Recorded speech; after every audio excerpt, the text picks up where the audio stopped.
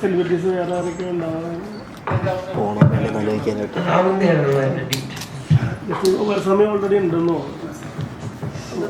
Gopalaswamy already വന്നിട്ടുണ്ടായിരുന്നു.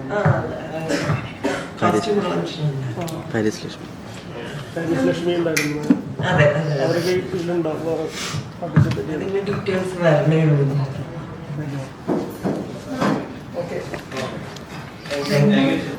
കുറെ ഗ്യാപ്പിന് ശേഷമാണ് കാണുന്നത്. ഒരു വലിയൊരു വിഷൻ, വലിയൊരു സംരംഭം, വലിയൊരു എന്താ പറയുക, വലിയൊരു റെക്കോർഡിലേക്ക് കുതിക്കാനുള്ള പ്രിപ്പറേഷനിലാണ്. അതിന്റെ വിശേഷങ്ങളൊന്ന് ഷെയർ ചെയ്യാമോ? വിശേഷങ്ങള്, ഇവന്റിന്റെ പേര് നിങ്ങൾക്ക് എല്ലാവർക്കും അറിയാം, മൃദംഗനാഥം. ഇത് ഓർഗനൈസ് ചെയ്തിരിക്കുന്നത് മൃദംഗ വിഷൻ എന്ന് പറയുന്ന ഒരു പ്രീമിയം ആർട്ട് മാഗസീനാണ്. നമുക്കിവിടെ ഒരുപാട് മാഗസീൻസ് ഉണ്ട്, പക്ഷെ ആർട്ടിന് വേണ്ടി ഡെഡിക്കേറ്റഡ് ആയിട്ടുള്ള ഒരു മാഗസീനാണ് മൃദംഗ വിഷൻ. സോ അവരുടെ ഒരു ലോഞ്ചിനോട് കൂടെ അനുബന്ധിച്ചിട്ടുള്ള അവരുടെ ഒരു ബ്രെയിൻ ചൈൽഡ് ആണിത്. അതിന്റെ CEOs ആയ മിസ്റ്റർ ഷമീർ ഉണ്ട് ആൻഡ് മിസ്റ്റർ നികോഷ്. അവരുടെ രണ്ടുപേരുടെയും കൂടെ ഒരു വിഷനാണ്.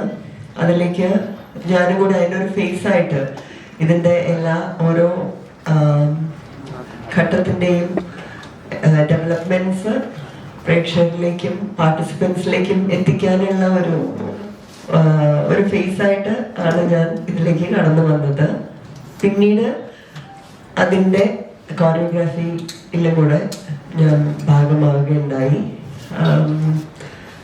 നിങ്ങൾക്ക് എല്ലാവർക്കും അറിയാമല്ലോ അല്ലേ? കാരണം കൈതപ്പുറം തിരുമേനി എഴുതിയിട്ട് ദീപാങ്കുരൻ മ്യൂസിക് ചെയ്ത് നമ്മുടെ അനൂപ് ശങ്കർജി പാടിയിട്ടുള്ള ഒരു ഗാനത്തിനാണ്.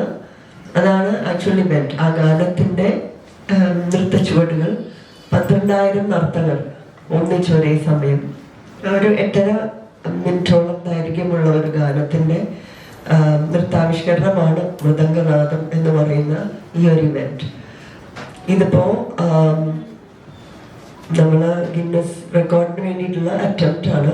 ഒരേ സമയത്ത് ഇത്രയേറെ നർത്തകർ ഒരേ കലാരൂപമായ ഭരതനാട്യം അവതരിപ്പിക്കുന്നു, ഒരേ കോറിയോഗ്രാഫി അവതരിപ്പിക്കുന്നു എന്നുള്ളതാണ്. അതാണ് നമ്മൾ അറ്റംപ്റ്റ് ചെയ്യുന്നത്. അപ്പൊ അത് കേരളത്തിൽ നടക്കുന്നു എന്നുള്ളത് ഒരു സന്തോഷം. കേരളത്തിൽ നടക്കുന്നുവെങ്കിലും ഗ്ലോബലി ആളുകൾ എല്ലാ രാജ്യങ്ങളിൽ നിന്നുമുള്ള പാർട്ടിസിപ്പൻസ് നമുക്കുണ്ട്. അമേരിക്കയിൽ നിന്നാണെങ്കിലും ഗൾഫ് രാജ്യങ്ങളിൽ നിന്നാണെങ്കിലും യൂറോപ്പിൽ നിന്നാണെങ്കിലും ഒക്കെ നമുക്ക് പാർട്ടിസിപ്പേഷൻ ഉണ്ട്. അതാണ് മറ്റൊരു പ്രത്യേകത.